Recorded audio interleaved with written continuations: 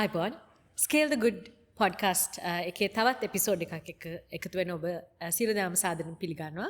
අද අපි කතා කරන්න බලාපොරොත්තු වෙන්නේ කෞශල්‍යා නන්දසේන පොළොන්නරුවේ ඉඳලා එකතු වෙන ඡායාරූප ශිල්පිනියක් සහ මහේෂා කාර්යපෙරුම නුවර ඉඳලා එකතු වෙන මල්ටිඩිසිප්ලිනරි එහෙම නැත්නම් ඩිසයින් පැත්තෙන් එන ලෑන්ඩ්ස්කේප් ආකිටෙක්ට් කෙනෙක් එක්ක. ඒ දෙන්න මාත් එක්ක කතා කරන්නේ අද ඒගොල්ලොන්ගේ කලා හැකියාවන් සහ ඒගොල්ලොන්ගේ එක්ස්ප්‍රෙෂන් එක කොහොමද අපි කරන good life x එකේ අපි කරන වැඩ එක්ක සම්බන්ධ වෙන්නේ ක්‍රියේටිව් කැටලිස්ට් ෆෙලෝෂිප් කියන වැඩසටහන හරහා ඒගොල්ලෝ කොහොමද කාලගුණ විපර්යාස ගැන ඒගොල්ලොන්ගේ නිර්මාණශීලී ලෙන්ස් එකෙන් බලන්නේ කියලා කතා බහක් තමයි අද අපි කරන්න බලාපොරොත්තු වෙන්නේ. අයිබෝන් ස්කේල් ද ගුඩ් පොඩ්කාස්ට් එකේ තවත් චැප්ටර් එකක් වෙලුමක් තමයි අද අපි එක්ස්ප්ලෝර් කරන්න යන්නේ. ඒකට මාත් එක්ක සම්බන්ධ වෙනවා අපේ ක්‍රියේටිව් කැටලිස්ට් ෆෙලෝෂිප් කියන වැඩසටහනේ අපිත් එක්ක එකතු වෙලා වැඩ කරන තරුණ ආටිස්ලා දෙන්නෙක්. එක්කෙනෙක් මහේෂා අනිත් එක්කෙනා කෞශල්‍යා. මේ දෙන්නම ඉතාම සුවිශේෂී පුද්ගලයෝ දෙන්නෙක්. මොකද ඒගොල්ලන්ටම ආවේනික වෙච්ච කලා පුහුණුවක් ප්‍රැක්ටිස් එකක් ඒගොල්ලෝ ගේනවා මේ ප්‍රෝග්‍රෑම් එකට. අපි ප්‍රෝග්‍රෑම් එක සහ ප්‍රැක්ටිස් එක මොකක්ද කියන එක ගැන තවදුරටත් කතා කරමු මේ කතාබහේදීම. අනිත් එක මේ දෙන්නම ඒගොල්ලන්ගේ වැඩ ගොඩක් තම තමන්ගේ කමියුනිටි එකත් එක්ක ප්‍රජාවත් එක්ක එකතු වෙලා කරන වැඩ තමයි මේ දෙන්නම කරන්නේ. එතකොට අද අපේ කතාබහේ අරමුණ තමයි මහේෂගේ සහ කෞශල්‍යාගේ කලා මුහුණුවර මොකක්ද? ඒගොල්ලෝ ඒ කලාවන්ගෙන් ඇත්තටම කරන්න බලාපොරොත්තු වෙන වැඩ කාර්යභාරය මොකක්ද? ඒකෙන් අපේ සමාජයට එන බලපෑම මොකක්ද? සහ ඒගොල්ලොන්ගේ ඉදිරි දැක්ම මොකක්ද කියන වගේ කතා බහක් තමයි අපි අද කරන්න බලාපොරොත්තු වෙන්නේ. ගොඩක් හරබර නමුත් සැහැල්ලු කතා බහක් වෙයි කියලා මම මේක බලාපොරොත්තු වෙනවා. මහේෂා කෞශල්‍යා අයිබෝන් thank you අපිත් එක්ක සම්බන්ධ වුණාට. මං මුලින්ම කැමති දෙන්නගෙන්ම දැනගන්න මම ඔයගොල්ලෝම ඉන්ට්‍රොඩියුස් කරනවට වඩා ලස්සනයි ඔයගොල්ලෝන් කතා ඔයගොල්ලෝම කියනවා නම් මහේෂා අපිට මුලින්ම කියනවාද ඔයා ගේ පසුබිම ඔයාගේ ප්‍රැක්ටිස් එක සහ ඔයාගේ කලා යොමුව මොකක්ද කියලා. හායි මම මහේෂා. මම කැන්ඩිවල තමයි මගේ බේස් එක තියෙන්නේ. මම ඉපදුනේ කැන්ඩිවල. එතකොට මම දකින විදිහට මම ගොඩක් වෙලාවට මම දකින විදිහට සමහර ලෝකේ තියෙන කල්චර් එකේ තියෙන කොටස් අපි හොදයි කියලා ගන්න පුළුවන්. තවත් කොටස් තියෙනවා දැන් ඇත්තටම කාලානුචිත නැහැ ඒ කොටස්. ඉතින් මම හිතනවා මම උත්සාහ කරන්නේ ගොඩක් වෙලාට මම කරන වැඩවලින් එහෙම මම පොඩි කාලේ වුණත් එක්ස්පීරියන්ස් කරලා තියෙන කාලානුචිත නොවීම හේතුවෙන් සමාජයට නෙගටිව්ලි බලපෑමක් වෙන කොටස් අඳුනගෙන ඒක කොහොමද ස්පේෂලි කොහොමද පෙන්වන්නේ කියන එක මම එළියට දාන්නේ. කියන්නේ ඒක කල්චරල් shift එකකට කොහොමද මම කෙනෙක්ට දෙයක් පෙන්නලා දෙයක් කන්වර්සේෂන් එකක් හදන්නේ කියන දේ තමයි මම කරන්න උත්සාහ කරන්නේ. ඒකට මම හිතනවා මගේ ආකිටෙක්චරල් බෑග්ග්‍රවුන්ඩ් එකත් එක හේතුවක්. මොකද මම ස්පේෂලි කොහොමද කෙනෙක් දකින දේ කොහොමද කෙනෙක් හිතන්න පොළඹවන්නේ කියන ඒක සහ මම පොඩි කාලේ මම ගොඩක් වෙලාවට හැදුන වැඩුනේ හරිම ඕපන් එන්වයරන්මන්ට් එක. ඒත් මගේ වටේ හිටු මගේ යාළුවන්ට ඒ ෆ්‍රීඩම් එක තිබ්බේ නැහැ. මම පොඩි කාලේ ක්වෙස්චන් කරා. ඒ දේ කොහොමද අද සමාජයට ගේන්නේ කියන දේ තමයි මම කරන්න මගේ ප්‍රැක්ටිස් එකෙන් උත්සාහ කරන්නේ. thank you මහේෂා. එතකොට ඔයා නුවර ඉපදුනාට ඔයා විශ්වවිද්‍යාලෙ ගියේ මොරටුවේ එහෙම නේද? ඔව් මොරටුවේ තමයි විශ්වවිද්‍යාලෙට ගියේ. හරි thank you. අපි දැනගන්න කැමති කෞශිගෙන් ඔයාගේ පසුබිම ඔයාගේ අප්‍රෝච් එක ඔයාගේ එළඹුම මොකක්ද කියලා ඔයාගේ ක්‍රියේටිව් එක්ස්ප්‍රෙෂන් එකට. මගේ නම කෞශල්‍ය නන්දසේන. මම ඉන්නේ පොළොන්නරුව වැලිකන්ද සිංහපුර ගමේ. එතකොට මම කොළඹට එන්නේ ඡායාරූප ශිල්පය ඉගෙන ගන්න කැලණි යුනිවර්සිටි එකට. ඒකෙදි මම ඉමේජ් ආර්ට් ස්පෙෂල් ඩිග්‍රී එක තමයි කරන්නේ. ඊට පස්සේ කැම්පස් එකේදී ගොඩක් ෆොටෝග්‍රැෆි ටෙක්නිකල් දේවල් ඉගෙන ගත්තට එළියේ තිබ්බ කවර් වලින් ගොඩක් වෙනස් විදිහට කොහොමද ෆොටෝස් ගන්න පුළුවන් කියන එක මම කියන්නේ ඒ කවයන් එක්ක මට ආවා මං හිතන්නේ. ඊට පස්සේ මම නැවත ගමට එන්නේ ඡායාරූප ශිල්පිනියෙක් විදිහට.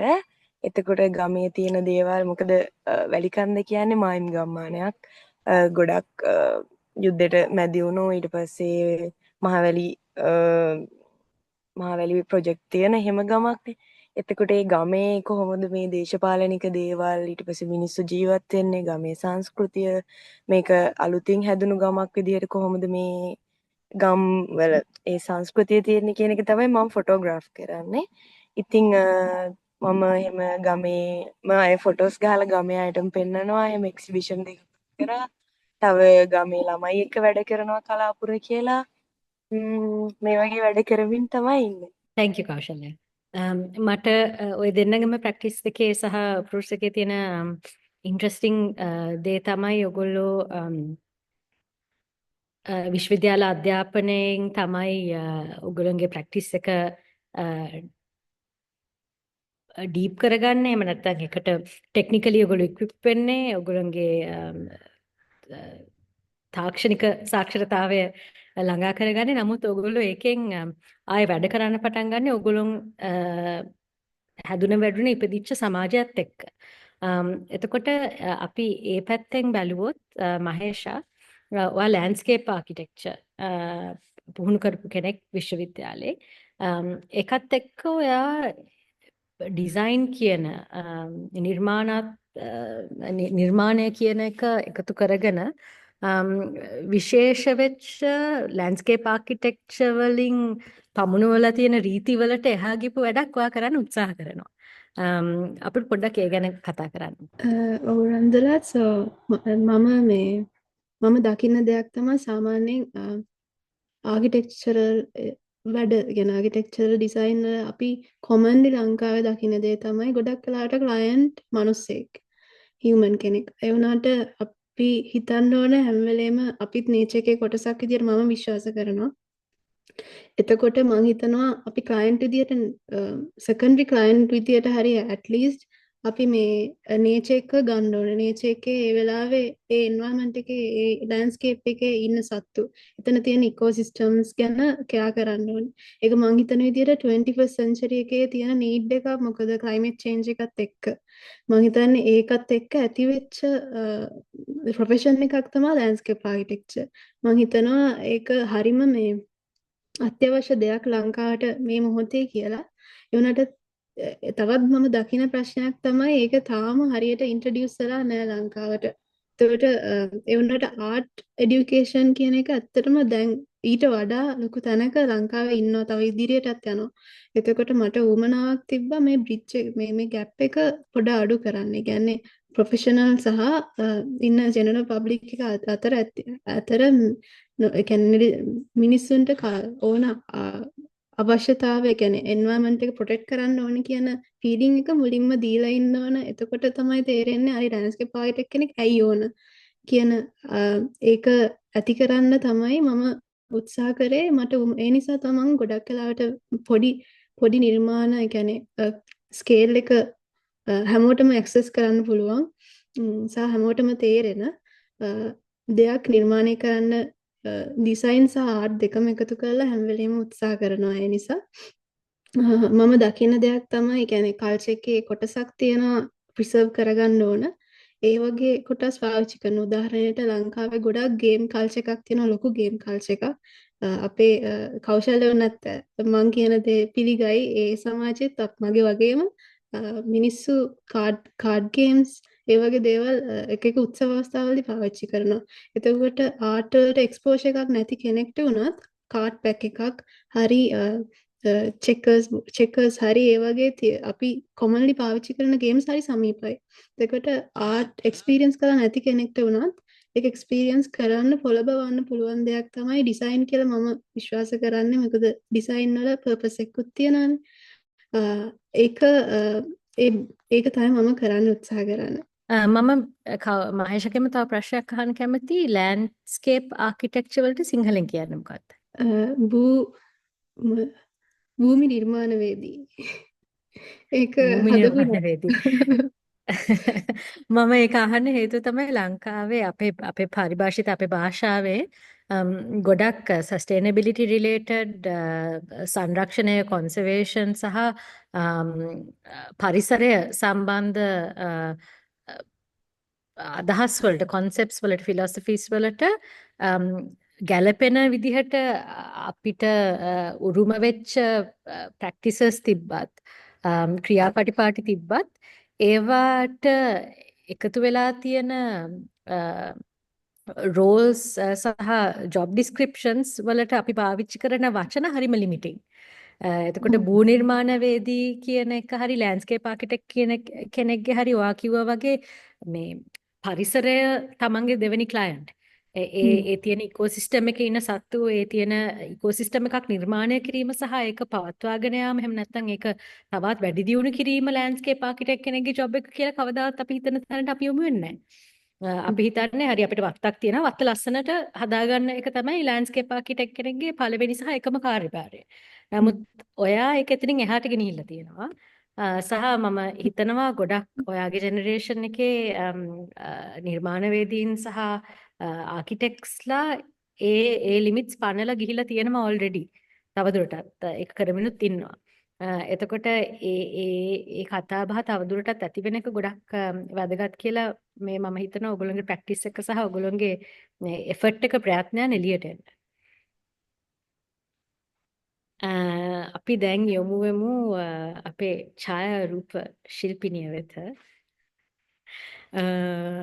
කෞෂි ඔයා කැලණිය විශ්වවිද්‍යාලයේ වගේ අන්තිම ප්‍රොජෙක්ට් එක කරන්නේ වාගේ කමියුනිටි එකට ගොඩක් කිට්ටු දෙයක්. අපිට ඒක ගැන පොඩ්ඩක් කතා කරලා ඒත් එක්කම කියන්නකෝ ඒක ඔයාගේ සමාජයට ගෙනිච්චහම ඔයාගේ ගමේ ප්‍රජාවට ගෙනිච්චහම ඒගොල්ලෝ ඒත් එක්ක ඉන්ටරැක්ට් කරේ කොහොමද? ගනුදෙනු කරේ කොහොමද? ඒගොල්ලොත් එක්ක සම්බන්ධ වුණේ කොහොමද? එකෙන් ඔයාට ආපු රියැක්ෂන්ස් මොනවාද? ඔයාට ආපු අලුත් හඳුනා ගැනීම මොනවාද? ඒක ඒගොල්ලෝ ගාවට ගෙනිච්චට පස්සේ. ඔව් ඒ කියන්නේ පළවෙනියටම කරේ කැම්පස් එකේ අවසාන වසර නිබන්ධනයේට බාලවයස්කාර මව්වරු කියන ඒ තීම් එකට ඒ පොඩි වයසින්ම ගැබ් ගත්ත අම්මලාව හොයාගෙන ඒගොල්ලෝ ජීවත් වෙන විදිහ, ගෙදර කොහොමද ඉන්නේ, ඒගොල්ලන්ගේ දවසක් ගෙවෙන විදිහ, ඒගොල්ලෝ ඇයි එහෙම වෙලා තියෙන්නේ, ඒ වගේ දේවල් ඒගොල්ලොම කියන ස්ටෝරීස් එක ෆොටෝස් දාලා ඇල්බම් එකක් හැදුවා. ඒකෙදී ඇත්තටම ඒක කැම්පස් එකේ නම් එච්චර හොඳට බාරගත්තේ නැහැ. ෆොටෝග්‍රැෆිකලි වැඩක් නැහැ කියලා. ඊට පස්සේ මගේ දෙවෙනි වැඩේ වුණේ කියන්නේ කැම්පස් අවුට් වෙලා මට අර හැමදාම තිබුණු ප්‍රශ්නයක් තමයි අපේ ගමේ ඉතිහාසය කොහොමද? ඇයි මේ ඒ කියන්නේ ගමේ මිනිස්සුන්ට නම් නැත්තේ? හැමෝම කියන්නේ මාතරාච්චි, ගාල්ලේ මාමා, තලාවි සිරිපාල ඒ වගේ මම කවදාවත් ගමේ අයගේ නම් දන්නේ නැහැ. අවුරුදු ගාණක් ජීවත් වුණා නම් දන්නේ නැහැ. එතකොට සීයලත් එක්ක කතා කරද්දී හැමදේම තමයි මට තේරුනේ මේක මේ අපේ පරණ ගමක් නෙවෙයි. මේක මේ මහවැලියෙන් හදපු අවුරුදු 30ක වගේ පොඩි ඉතිහාසයක් තියෙන ගමක්. තාම ඒ ගමට මුලින්ම ආපු අය ගමේ ජීවත් වෙනවා කියලා. ඉතින් ඊට පස්සේ මට හිතුණා මේ ගම දැන් මුලින්ම ආපු අය තාම ඉන්න නිසා ඒගොල්ලන්ව ෆොටෝග්‍රාෆ් කරලා ආකයිව් කරගන්න ඕනේ කියලා. ඊට පස්සේ මං ගමේ පරණ ඔක්කොමලාම ෆොටෝස් ගත්තා, ඒගොල්ලන්ගේ ඉන්ටර්විව්ස් ගත්තා. ගොඩක් ඒ කියන්නේ ඒගොල්ලෝ ගමේ ඉන්න විදිය තමයි ඒගොල්ලෝ කරන දේවල් පෝට්‍රේට්ස්. ඒ වගේ නිකන් ගන්නකොට තමයි තේරුනේ අර මේක නිකම්ම හැදුණු ගමක් නෙවෙයි. අර ටිකක් ඒ කියන්නේ මේ ලංකාවේ හැමතැනම මිනිස්සු ඇවිල්ලා තියෙනවා. මෙහෙම දෙමළ අය ගෙනල්ලා නැහැ. සිංහල අය විතරයි පදිංචි කරලා තියෙන්නේ. ඒකට මේකට දේශපාලනික හේතුවක් තියෙනවා. ඒ වගේ මේකේ ඉතිහාසයත් එක්ක මම ෆොටෝග්‍රාෆ් කරන්න ගත්තා. ඊට පස්සේ දැන් තව ප්‍රශ්නයක් තිබ්බා. ගමේ කවුරුත් මාව ගණන් ගන්න. ඒ කියන්නේ මෙහි ෆොටෝග්‍රැෆර් කෙනෙක් කියන්නේ ස්ටුඩියෝ එකක ෆොටෝ ගහනවා ඒ වගේ එකක් විතරයි තියෙන්නේ. නිකන් එහෙම ඡායාරූප ශිල්පිනියක් කියන එක එච්චර ලොකු දෙයක් නෙවෙයි. එතකොට අර ඒගොල්ලෝ මම නිකන් ගමේ ඉන්න නිකමෙක් වගේ ඒව නිකන් ළමයෙක්ටවත් මාව ආශ්‍රය කරන්න එපා වගේ එකකින් තමයි ගමේ තිබුණේ. ඉතින් ඒක නිසා මම ඒකයි ඊට පස්සේ තව ගමේ අය කවදාවත් ඒගොල්ලන්ගේ ෆොටෝස් දැකලා නැහැ. ගොඩක් අයගේ වෙඩින් ෆොටෝස් නැහැ. ඒ වගේ අර නිකන් මැරුණාම ෆොටෝ එක විතරයි ගෙදර තියෙන්නේ. එතකොට අර මම ඉස්සෙල්ලාම කරේ මේ ගමේ අය එකතු කරගන්න මේ ගේ ඉස්සරහා පොඩි වොලිබෝල් කෝඩ් එකක් හැදුවා. හදලා ඉවර වෙලා ගමේ අය හවසට සෙල්ලම් කරන්න ආපුවාම මේ ඒකේ ඉන්න ළමයිව එකතු කරගෙන පොඩි නාට්‍යයක් පුරුදු කරා. නාට්‍යයක් පුරුදු කරලා ඒකත් එක්ක නාට්‍ය පෙන්වන දවසේ ඒ කියන්නේ මේගොල්ලන්ට නාට්‍ය කියන එක ගොඩක් ළඟයි. ඒ කාලේ කැම්ප් එකකින් මහවැලියෙන් ඒගොල්ලන්ට නාට්‍ය පෙන්නලා තියෙනවා යුද්ධ කාලේ ඒ ස්ට්‍රෙස් එක නැති කරන්න. ඉතින් ඒක නිසා ඒගොල්ලෝ අර හෙනම කැමැත්තෙන් නාට්‍ය බලන්න ආවා. ඒ අතර ඒක කරන අතර පොඩක් ගුටිත් කෑවා අච්චිලාගෙන්. ගුටි කෑවා ඒගොල්ලන්ට තේරෙන්නේ නැහැ. ඒ මොකද්ද කරන්න කියලා. ඒ වගේ පොලිසිය යන්න වුණා. ඒ වගේ ගොඩක් ප්‍රශ්න වුණා. හැබැයි ඒකේ අර නෙගටිව් ප්‍රොපගැන්ඩා හින්දාමද කොහෙද ගොඩක් අය ආවා ඒක බලන්න. ඊට පස්සේ ගමේ අය උදව් කරා. ඊට පස්සේ ගමේ ඉස්කෝලේ ඒගොල්ලෝ මුලින්ම ඇවිල්ලා අවුරුදු එකමාරක් විතර නතර වෙලා හිටපු තැන ඉස්කෝලේ. ඒක මතක් වෙන්න ඒගොල්ලන්ට ඒගොල්ලෝ ඒ ඉස්කෝලේම තමයි එක්සිබිෂන් එක තිබ්බේ. ඉතින් මිනිස්සු ආවා ගමේ අය බැලුවා. ඒගොල්ලන්ට ගොඩක් සතුටුයි. ඒගොල්ලන්ට තේරෙන්නේ නැහැ. ඒ කියන්නේ මොකද්ද මේ කරන්න කියලා. ඉතින් ඒගොල්ලන්ට ෆොටෝස් බලලා ගොඩක් සතුටු වෙලා සමහර අය සල්ලි දුන්නා නිකන්. වෙඩින් එකට ආවා වගේ නේ අය වගේ ඒ වගේ තමයි පළවෙනි අත්දැකීම. දැන් අවුරුදු 2කට කලින් තමයි ඒක කරේ. මුල්ගම් වැසියෝ ඡායාරූප ප්‍රදර්ශනය සහ කලාපුර ළමයිගේ වැඩසටහන. ඊට පස්සේ මං තව ඉස්කෝලේක කලාපුර කියලා ආය සෞන්දර්ය කැම්පස් එකේ අයත් එකතු කරගෙන කතිකාචාර්යවරු එකතු කරගෙන නාට්‍ය වැඩමුළු චිත්‍ර ප්‍රදර්ශන ඒ වගේ කලාත්මක දේවල් එක්ක මේ අපේ ගම්වල ඉන්න 4 වෙනි පරම්පරාවේ ළමයි එක්ක ඡායාරූප ප්‍රදර්ශනයක් තියලා කඩවත මඩුව කියලා ඩොකියුමන්ටරි එකක් ආය මුල්ගම් වැසියෝ කියලා එක්සිබිෂන් එකක් ඒ වගේ වැඩක් කරා දැන් තවත් වැඩක් කරමින් ඉන්නවා ඒක කියන්න ඕනේද කයවා කැමතිනම් කියන්න. මේ ඕගලන්ගේ වැඩේ ඔව්. ඔගලත් එක්ක එකතු ඒකට අපි ඔව් එමු. ඒක අපි අන්තිම ප්‍රශ්නෙන් දෙන්නගෙම මම එක්ස්ප්ලෝර් කරන්න කැමති අපිත් එක්ක ඔයගොල්ලෝ දේශගුණය සම්බන්ධයෙන් කරන මට ඊළඟට තියෙන ප්‍රශ්න තමයි මහේෂටයි කෞශලට දෙන්නටම මේක යොමු වෙන්නේ. ඔයගොල්ලෝ දෙන්නම කතා කරද්දි මට තේරුණ දෙයක් තමයි එකක් ඔයගොල්ලන්ගේ ක්‍රියේටිව් ප්‍රැක්ටිස් එක සහ ටෙක්නිකල් ප්‍රැක්ටිස් එක ඔය දෙන්නම පොඩ්ඩක් ඒ රාමුවෙන් එහාට තල්ලු කරනවා. ලෑන්ඩ්ස්කේප් ආකිටෙක්ට් කෙනෙක් ඩිසයිනර් කෙනෙක් කරන වැඩකට එහා ඔයාගේ ප්‍රැක්ටිස් එක ගෙනියනවා මහේෂා. එතකොට කෞශල්‍ය ඔයා ෆොටෝග්‍රැෆර් කෙනෙක් කරන වැඩේට එහා දේවල් කිහිපයක් ඒ වැඩට සම්බන්ධ කරලා ඒක ගේන තැන් පවා වෙනස් කරලා ඔගොල්ලොන්ගේ එක්ස්ප්‍රෙෂන් එක සහ ඔගොල්ලෝ කරන වැඩේ අන්තිම අරමුණ වෙනුවෙන් දේවල් පොඩ්ඩක් චැලෙන්ජ් කරනවා තල්ලු කරනවා ඒක එකක් අනිත් එක ඔය දෙන්නම ඔගොල්ලොන්ගේ ප්‍රැක්ටිස් එක ගොඩක් කිට්ටු සහ සම්බන්ධතාවයක් ගොඩනගා ගන්න ඔයගොල්ලෝගේ කමියුනිටිස් එක්ක ඔයගොල්ලෝගේ ප්‍රජාව එක්ක. එතකොට ඒගොල්ලන්ටත් මේක අලුත් දෙයක්. ඕගොල්ලන්ටත් මේක අලුත් දෙයක්. මේ රාමුවෙන් එළියට මේ කරන තල්ලු කිරිල්ලේදී ඔය දෙන්නට මූණ දෙන්න වෙන ලොකුම අභියෝගය චැලෙන්ජ් එක මේ තක්දුරට මොකක්ද? එකක් අයිඩෙන්ටිෆයි කරගන්න පුළුවන් නම් මේක තමයි ලොකුම එක කියලා ඒ වෙන්නේ මොකක්ද? ඉස්සෙල්ලා අපි මහේෂගෙන් දැනගමු ඊට පස්සේ අපිට කෞෂිට වෙන්න පුළුවන්. ඒක මට දැනට තියෙන අවස්ථා දෙකක් තියෙනවා. ඒ කියන්නේ ප්‍රොෆෙෂනල් ලයිෆ්, ඒ කියන්නේ යුනිවර්සිටි එඩියුකේෂන් එකෙත් මම මුලින් ප්‍රශ්න කරා මොකද පේරාදෙනිය කියන්නේ ලෑන්ඩ්ස්කේප් එක අතින් ඕන තරම් ස්පේස් තියෙනවා. ට්‍රීස් ඕන ඉගෙන ගන්න ඕන පර්ෆෙක්ට් තැන ඒ වුණාට ඇයි මේ ඩිග්‍රී එක පේරාදෙනිය පටන් ගත්තේ නැත්තේ කියලා ප්‍රශ්නේ මට ආවා. එතකොට මම තේරුම් ගත්ත දේ තමයි මේ කිසිම කියන්නේ ඩිසයින් ෆීල්ඩ්ස් හැම එකක්ම මෙතනින් මේක ඉවර වෙනවා කියලා ඉර ගහලා නවත්තන්න බැරි තත්ත්වයක් තියෙනවා. ඒ වුණාට අපි ඒ නිසා අපිට ඉන්ජිනියර්ස්ලා ඕන, අපිට ප්‍රොඩක්ට් ඩිසයිනර්ස්ලා ඕන, ෆැෂන් ඩිසයිනර්ස්ලා ඕන. මේවා හැම එකක්ම සිංගල් එන්ටිටි එකක් විදිහට මම පර්සනලි දැක්කේ. ඒ නිසා මම දැක්ක දේ තමයි ඒ නිසා ඒවා හැමදේම එක තැනකට ගන්න ඕන නිසා ටෙක්නිකල් යුනිවර්සිටි එකට ලංකාවේ ආකිටෙක්චර් ලෑන්ඩ්ස්කේප් ආකිටෙක්චර් ගෙනාවේ ඒ නිසා කියලා මට තේරිලා තියෙනවා. ඒක ඇත්තටම ඒක අවශ්‍යතාවය ඒක වුණාට ඒක වෙනවා හරිම අඩුයි ඇත්තටම කැම්පස් එක ඇතුලේ වුණත්. ඒක ඒක ඇත්තට මම ෆස්ට් ඉයර් එකේ මට මතකයි මම ෆැෂන් ඩිසයිනර් ලෙක්චරර් කෙනෙක්ට කතා කරා ඉන්ටීරියර් ජුවලරි ඩිසයිනර් ලෙක්චරර් කෙනෙක්ට කතා කරා ඒ හරිම අමාරුයි රීච් කරන්න මොකද එයාලගෙත් අර රෙසිස්ටන්ස් එකක් තියෙනවා මෙයා ලෑන්ඩ්ස්කේප් ආර්කිටෙක්චර් ළමයෙක් ඇයි මෙයා මට කරදර කරන්නේ වෙන දෙයක් ගැන අහලා කියලා. ඒක මම හිතන්නේ ඒක එහෙම වෙන්නේ නැත්නම් ඒක ලොකු දෙයක්. දැන් උනත් මට හරි සතුටුයි මේ ප්‍රෝග්‍රෑම් එකේදී පවා මට අවස්ථාව හම්බුණා ඉන්ටිග්‍රේටඩ් ඩිසයින් ඩිපාර්ට්මන්ට් එකට යන්න. මම පළවෙනි පාරට ගියේ. ඉතින් මට හිතෙනවා ඒක ලොකු අවශ්‍යතාවයක් ඉස්සරහට මං විතරක් නෙමෙයි හැම ඩිසයිනර් කෙනෙක්ටම එහෙම ඒක ෆුල් එන්ටිටි එකක් විදියට දකින්න පුළුවන් නම් මට හිතෙනවා එක්ස්ප්‍රෙෂන් කියන එක දෙන්න පුළුවන් අවස්ථාව තව වැඩි වෙනවා අපි ලිමිට් වෙන්නේ නැත්තම් කියලා. අනිත් දේ කමියුනිටි වයිස් මම දැක්ක දේ තමයි අර කල්චර් කියන එක එයාලා දකින්නේ හරි ස්ටැටික් දෙයක් විදියට.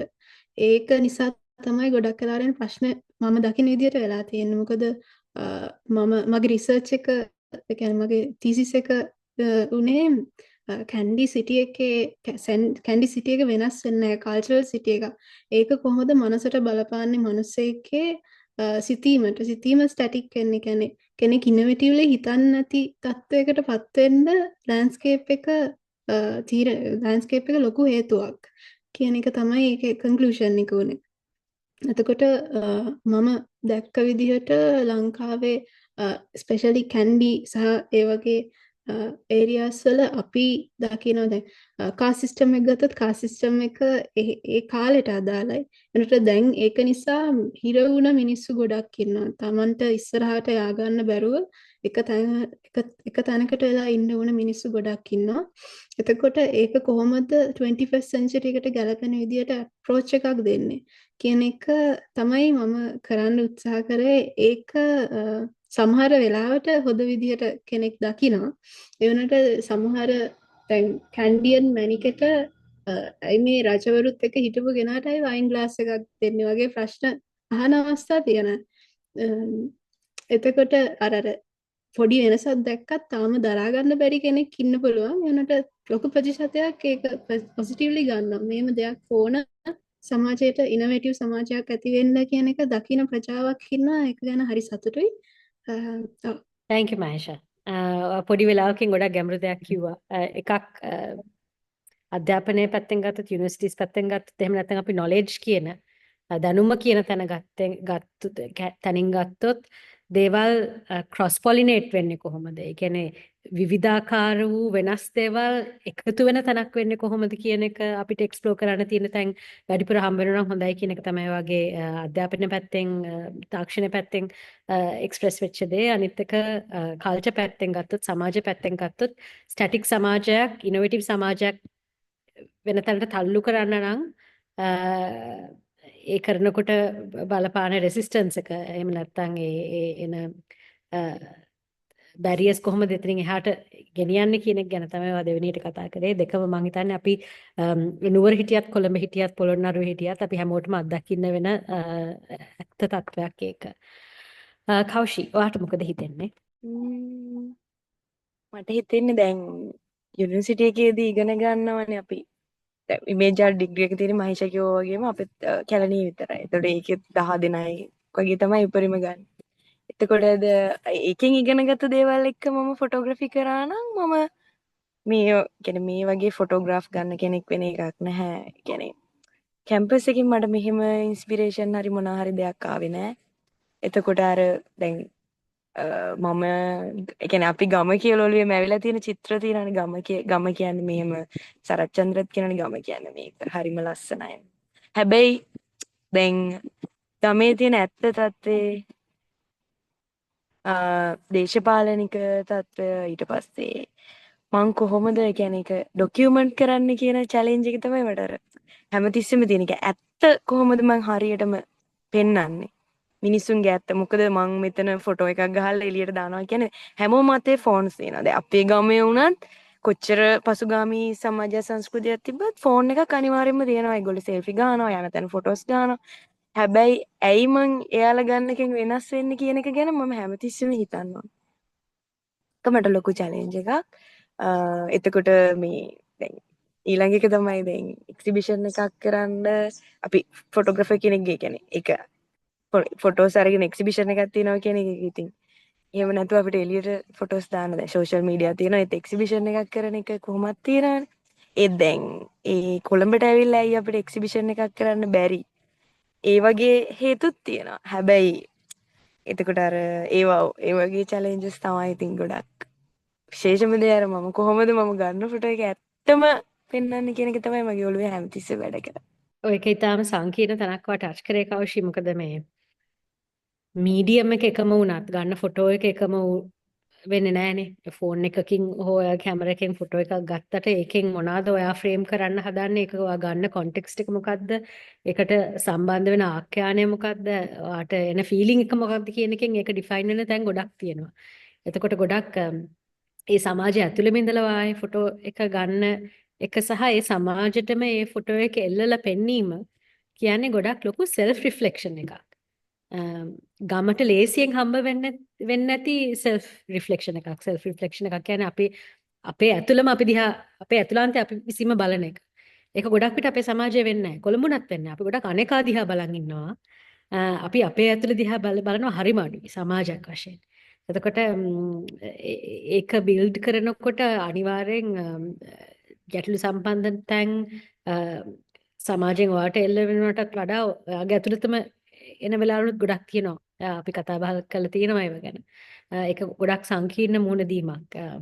සහ ඒක දිගින් දිගටම කරගෙන යාමෙන් තමයි මම හිතන්නේ ඒ බැරියර්ස් අපිට තව දුරටත් කඩන්න පුළුවන් සහ එක්ස්පෑන්ඩ් කරන්න පුළුවන්. thank you දෙන්නට.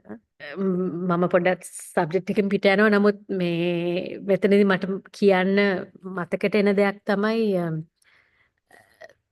තරුණ පරම්පරාව එක්ක වැඩ කරනකොට ගොඩක් මට මුණ ගැහෙන කතාබහ සහ මාතෘකා මේ වගේ දේවල්. ඒකෙන් ගොඩක් විට තේරෙන දේ තමයි සමාජයේ තරුණ පරම්පරාව ගැන තියෙන ආකල්පේ සහ මිස්කන්සෙප්ෂන් එක කොයිතරම් ගැඹුරුද කියලා. ඔගොල්ලෝ මිලෙනියල්ස්ලා ජෙන්සීස්ලා ඒ වුණාට ඒ ජෙනරේෂන් එකේ ඉඳලා මෙච්චර ඩීප් රිෆ්ලෙක්ෂන්ස් කරන්න පුළුවන් මෙච්චර ඩීප් ඉන්ටර්වෙන්ෂන්ස් සමාජයට කරන්න පුළුවන් කියන එක ඉතාම වැදගත් දෙයක්. සහ මේ වගේ කතා බහවල් මම හිතන්නේ ඔයගොල්ලෝ තව තවත් තැන්වල කරන්න ඕනේ. ඒක එළියට එන්න. එතනින් මම යමු වෙනවා මගේ අන්තිම ප්‍රශ්නෙට. ඔයගොල්ලෝ ඔය දෙන්නම Good Life X එක්ක වැඩ කරන්න ගන්නේ Creative Catalyst Fellowship කියන වැඩසටහනින්. ඒකෙදී ඔය දෙන්නට සුවිශේෂ වෙච්ච ප්‍රොජෙක්ට්ස් දෙකක් කරනවා.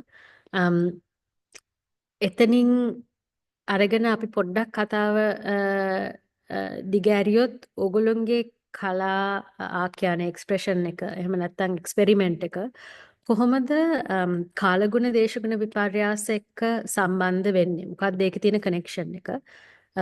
මොකක්ද ඕගොල්ලෝ හිතන්නේ ඕගොල්ලොන්ට ඕගොල්ලොන්ගේ නිර්මාණ ටෙක්නික් එක හරහා කියන්නේ හරහා එක්ස්ප්‍රෙෂන් එක හරහා එතන කරන්න තියෙන වැඩේ මොකක්ද? ඔයගොල්ලෝ මොකද්ද කරන්න හදන්නේ? ඒ වපසරිය ඇතුළත. මහේෂ මුලින්ම කතා කරොත් අපිට ඊට පස්සේ කෞෂික. ඇත්තටම මම කලින් කිව්වා වගේම මම දැක්ක දේ තමයි ප්‍රොෆෙෂනල්ස් ඉන්නවා. ඒ වුණාට ඇත්තටම දැන් ලංකාව ගත්තොත් ලංකාව highly biodiverse රටක්. අපේ ප්‍රධාන මොනවාද කැපිටල් එක ගත්තොත් කොළඹ කියන්නේ වෙට්ලන්ඩ් සිටි එකක්. එහෙම වෙන රටවල් හරිම අඩුයි. ඉතින් එහෙම තියෙද්දි මිනිස්සුත් ඇත්තටම හරි ප්‍රෙෂර් එකක ඉන්නේ. ඒ නිසා වෙන්න පුළුවන්. නේචර් එක කියන එක මේ හරිම පොඩි දෙයක් කියන්නේ පොඩි ප්‍රශ්නයක් විදියට තමයි නේචර් එකට වෙන ප්‍රශ්න ක්ලයිමේට් චේන්ජ් වගේ දේවල් සලකන්නේ නැති ප්‍රශ්නයක් තමයි මම දකින්නේ. කියන්නේ ලෑන්ඩ්ස්කේප් එකක් වුණත් ගෙදරක කරන්න උත්සාහ කරන්නේ අඩුම වියදමෙන් ලස්සන දෙයක්. ඊට ඊට වඩා තේරුමක් ඇතිව ඊට වඩා එතන තියෙන එන්වයරන්මන්ට් එකට ගැලපෙන්න. එතන ඉන්න සත්තුන්ට සතුටෙන් ජීවත් වෙන්න පුළුවන් එන්වයරන්මන්ට් එකක් හදන තත්වයකට හිතන්න යාලට වෙලාවක් නැහැ නැත්තම් උවමනාවක් නැහැ. ඒක තමයි මම කරන්න උත්සාහ කරන්නේ මගේ කරන වැඩවලින්. එතකොට මට හිතෙනවා අවශ්‍යතාවය නේචර් එක ගත්තොත් එහෙම නේචර් එකේ අවශ්‍යතාවයද මම ගොඩක් කල්චර් එක ගැන කතා කරන්නේ ගොඩක් වෙලාවට. එතකොට නේචර් එකේ දැන් අවශ්‍යතාවය නැචරල් කල්චර් එකේ ඉඳලා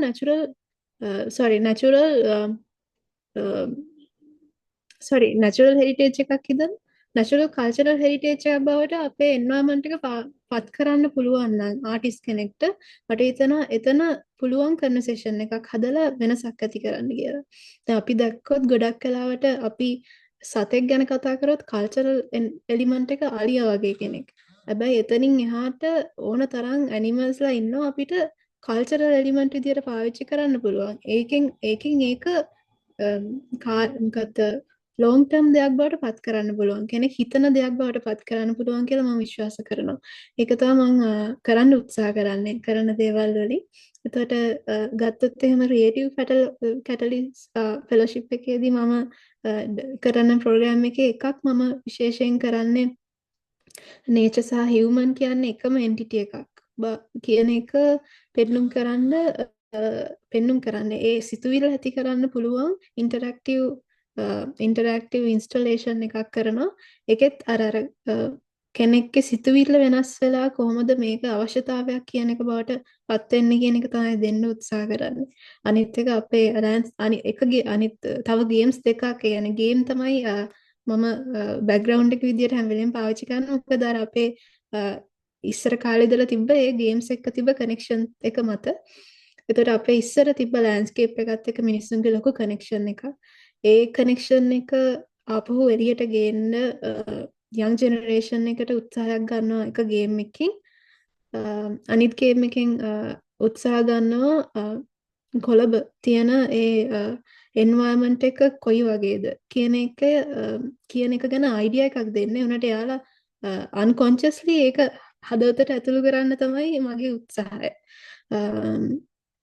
මං හිතනවා ඒකෙන් තමයි ඒ වගේ දේවල් වලින් තමයි මගේ තියෙන කල්චර් එකට තියෙන ඉන්ට්‍රස්ට් එක නේචර් එකට කනෙක්ට් වෙන්නේ සහ වටේ තියෙන ලෑන්ඩ්ස්කේප් ආකිටෙක්චර් වගේ නේචර් කොන්ෂස් ප්‍රැක්ටිසස් වලට කනෙක්ට් වෙන්නේ කියලා. Thank you, Mahisha. කෞෂි? මම කරමින් ඉන්නේ කියන්නේ කරන්නේ ක්‍රියේටිව් කැටලිස්ට් ෆෙලෝෂිප් එකට මම කොහොමත් මහවැලි ගම්මානවල ඒ ෆොටෝස් ගාගෙන හිටියේ. එතකොට ඒකෙදින් බලපාපු දෙයක් තමයි බලපාපු කියන්නේ බෑ. ඒත් අර ඒකේ තියෙන ප්‍රශ්නයක් තමයි ගොඩක් ලොකු. ප්‍රශ්නයක් තමයි අලි මිනිස් ගැටුම කියන්නේ. එතකොට අර ඒක කොහොමද මිනිස්සුන්ගේ ජීවිතත් එක්ක බැඳිලා තියෙන්නේ? දැන් උදාහරණයක් විදිහට ගත්තොත් මේ දවස්වල වැඩිපුරම කතා වෙන මාතෘකාවක් තමයි මේ අලි මිනිස් ගැටුම. මේ ගල්ඔය මේ එතන අලි 7 දෙනෙක් මැරිච්ච එක. එතකොට ඒ කියන්නේ නිතරම අලියෙක් හරි මිනිස්සෙක් හරි මැරෙනවා. ඒ කියන්නේ සතියකට එක සැරයක් අපිට අහන්න හම්බ වෙනවා. එක්ක අලියෙක් මැරිලා එක්ක මිනිස්සෙක් මැරිලා කියන එක. එතකොට නිකන් දැන් රටක සංවර්ධනයක් වෙද්දී සංවර්ධනය වෙනවනේ කොහොමද? එතකොට කැලෑ කපන්න නැතුව ඉන්න බෑනේ. ඒ කැලෑ කපනකොට ඒ කැලෑවේ ඉන්න සත්තුන්ට මොකද වෙන්නේ කියන එක අපේ රටේ කියන්නේ එහෙම මොකුත් නැද්ද? ඒ කියන්නේ කියන එක ඊට පස්සේ දැන් මේ පැත්තේ නම් මහවැලියට තමයි ඒකේ ලොකු වගකීමක් තියෙන්නේ. කැලෑ ඒගොල්ලෝ තමයි දෙන්නේ බදු වලට. එතකොට ඒ වගේ ඉන්න සත්තුන්ට මොකද වෙන්නේ කියන එක ගැන ප්‍රශ්නයක් තියෙනවා. ඊට පස්සේ ඒ දෙන්නේ සාමාන්‍ය මිනිස්සුන්ට නෙවෙයිනේ ලොකු ඉඩම්. එතකොට ඒවා ලොකු ලොකු ව්‍යාපාරිකයන්ට දෙන්නේ. එතකොට අලින්ට විතරක් නෙවෙයි කියන්නේ පරිසරයට විතරක් කියන්නේ අපිත් පරිසරය කියන්නේ අලින්ට විතරක් නෙවෙයි මිනිස්සුන්ටත් බලපානවා ඒක. අපිටත් බලපාලා තියෙනවානේ. අපේ මුළු ජීවන රටාවම මේ මහවැලි ගම්මානවල මිනිස්සුන්ගේ ජීවන රටාව පටන් ගන්න අලියට ඕන විදිහට. අලියත් සමහර විට අපට ඕන විදිහට වෙන්නේ නැති එයාගේ රූටින් එක පටන් ගන්න. අපි උදේට 6ට කලින් එළියට යන්නේ නැහැ. 6න් පස්සේ එළියට යන්නේ නැහැ. ඒ වගේ අපි ඒ 6 ඉඳලා 6 වෙනකන් අපේ රටාව හදාගෙන තියෙනවා ජීවත් වෙන විදිහ. ඊට පස්සේ අපේ තාත්තලා අනිවාර්යෙන් කුඹුර යනවා. හැමදාම රැට ගෙදර නැහැ. එතකොට අපි තනියම ගෙදර ඉන්නේ. එතකොට ගොඩක් ඒ වගේ පවුල් ආරවුල් ඇති වෙලා තියෙනවා. ඒ මොකද පවුලක් කියන්නේ ඒ සම්බන්ධතාවය වෙලා තියෙනවා. ඒක සංස්කෘතිකව කොහොමද මේ දේශගුණික විපර්යාස කොහොමද අපිට සංස්කෘතිකව බලපාලා තියෙන්නේ වගේ දෙයක්. කියන්නේ ෆොටෝග්‍රාෆ් වලින් කොහොමද පෙන්වන්නේ කියන එක තමයි මම කියන්නේ මේ දවස්වල කරන්නේ. කියන්නේ මේ වැඩේට කරන්නේ. ඒකෙදි වෙච්ච ඒ කියන්නේ ෆොටෝස් ගහන්න පටන් ගත්ත දවසේ ඉඳලා ෂොක් වෙන සිද්ධිමයි ඔක්කොම තියෙන්නේ. ලොකුම සිද්ධිය තමයි මේ ඒ කියන්නේ දැන් අධ්‍යාපන පද්ධතිය ගත්ත ලංකාවේ දැන් අපි හිතමු කොළඹ ඉස්කෝලේ කොළඹ ලොකු ලොකු ඉස්කෝල තියෙනවානේ. එතකොට නිකන් ඒ වගේ ළමයිට එම ඉස්කෝලේ ගියා ඉගෙන ගත්තා මොකක් කරේ වගේ. දැන් මෙහි ඉස්කෝලේක උදේ 7යි 10ට මිදුල අතුක ගහ හිටපු අම්ම කෙනෙක්ව මරනවා. ඉස්කෝලේ මිදුල ඒ කියන්නේ ළමයිට තමයි අලියා එලවලා තියෙන්නේ.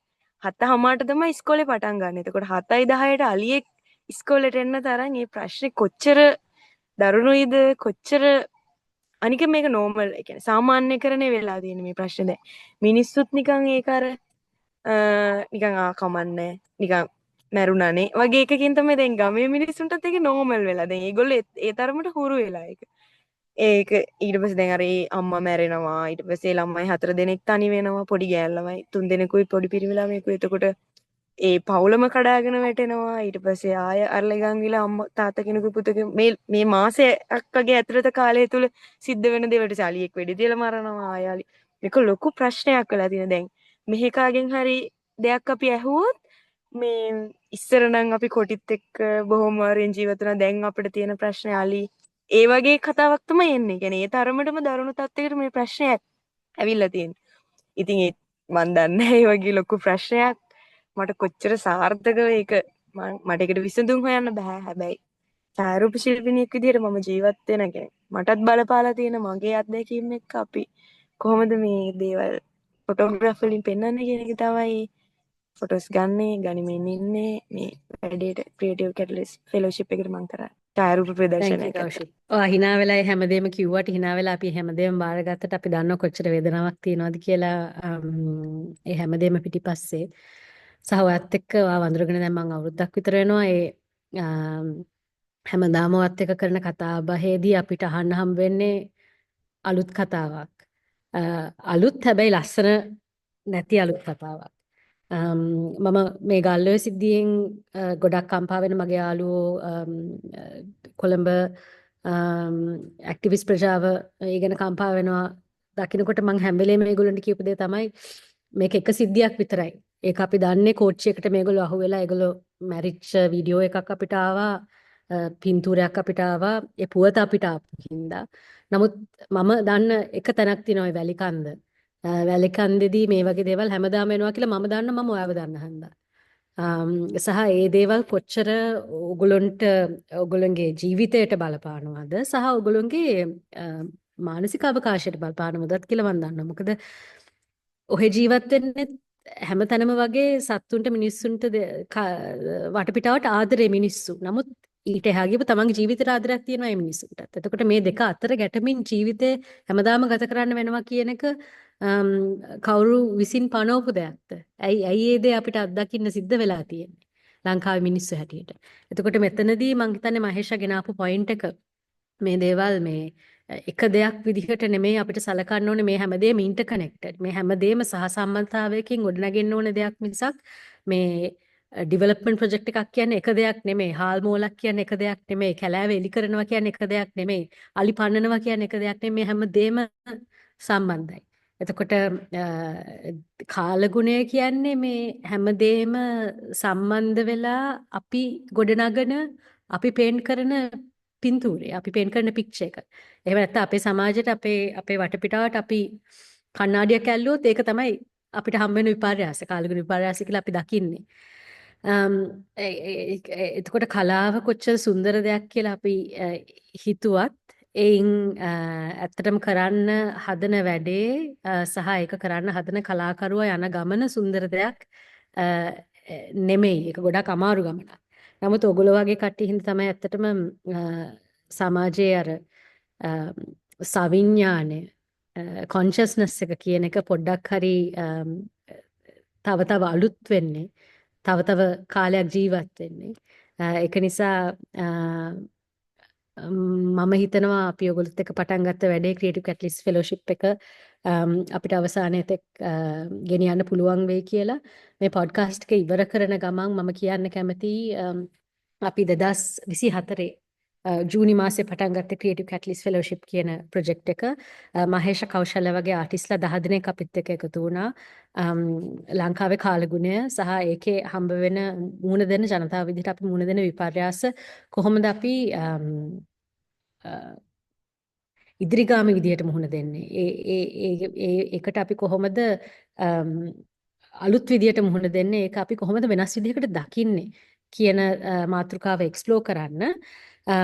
ඒගොල්ලෝ 80%ක් ඒගොල්ලන්ගේ වැඩපිළිවෙල ඉවර කරගෙන හිටියේ. මාර්තු මාසේ එක්සිබිෂන් එක එක්ක එළියට එන්න තමයි හැමදේම ලෑස්ති වෙලා හිටියේ ඒගොල්ලන්ගේ ක්‍රියේටිව් ප්‍රොජෙක්ට්ස් එක්ක. නමුත් අවාසනාවකට මේ ප්‍රොජෙක්ට් එකට ෆන්ඩ් කරපු ආයතනය අපි කවුරුත් හිතපු නැති විදිහට ඒ වැඩේ නවත්තන්න සිද්ධ වුණා. ඇමරිකා එක්සත් ජනපදයේ අලුත් ජනාධිපති නියෝගයක් මත. එතකොට නමුත් මේ වැඩේ අපි කරන්න පටන් ගත්තේ සහ මේ ආටිස්ලා කරන්න පටන් ගත්තේ වෙන රටකින් මේක අවශ්‍යයි කියලා හඳුනාගත්ත හින්දා නෙමෙයි. මේ අපේ රටට මේ මාතෘකාව සහ අපේ ජීවිතයට මේ මාතෘකාව කොච්චර වැදගත්ද කියලා අපි දන්න හන්දා. ඒක නිසා අපි Good Life X විදිහට බලාපොරොත්තු වෙනවා මේ වැඩේ කොහොම හරි මාර්තු නොවුනත් මේ අවුරුද්ද ඇතුළත කොහොම හරි පරිපූර්ණ වශයෙන් ඉවර කරන්න එක්සිබිෂන් එකකින්. මේ පොඩ්කාස්ට් එක අහලා ඉන්ස්පයර් වෙච්ච කෙනෙක් ඉන්නවා නම් අපිත් එක්ක සම්බන්ධ වෙන්න, මේ වැඩේ කම්ප්ලීට් කරන්න අපිට උදව් වෙන්න. රිසෝසස් වලින් වෙන්න පුළුවන්, ෆන්ඩ්ස් වලින් වෙන්න පුළුවන්. මොකද මෙතන අපි කරන්න පටන් ගත්තේ කවදාවත් එක්ස්ප්ලෝර් වෙච්ච නැති ඒරියා එකක වැඩක්. මහේෂ කෞශල්‍ය වගේ තව ආටිස්ලා 10 දෙනෙක් එක්ක. ඉතින් මහේෂ කෞශල්‍ය ඔය දෙන්නට තැන්ක් කරන්න ඕනේ මේ කතා බහට සම්බන්ධ වෙච්ච එකට සහ ඕගොල්ලොන් ශ්‍රී ලංකාවේ කාන්තාව විදිහට කාන්තා ආටිස්ලා විදිහට කොටුවෙන් එහා පාට කරන්න බය නැතිවීම, ඒකට තියෙන ඔයගොල්ලන්ට තියෙන කරේජ් එක සහ ඒකට තියෙන ගැම්ම ගැන ගොඩක් ආඩම්බරයි. ඔයගොල්ලොත් එක්ක වැඩ කරන්න හම්බෙච්ච එක ගැන ගොඩක් ආඩම්බරයි. සහ තවදුරටත් දිගින් දිගටම ඒ වැඩ කරගෙන යන්න, ඒ වැඩ තවත් ඩීප් විදිහට අරගෙන යන්න ඔයගොල්ලන්ට ශක්තිය, ධෛර්යය, වාසනාව ලැබේවා කියලා මම ප්‍රාර්ථනා කරනවා. thank you එකතු වුණාට. අපි ඊළඟ එපිසෝඩ් එකකින් හම්බ වෙමු. මහේෂ කෞශල්‍ය, සුබ දවසක්.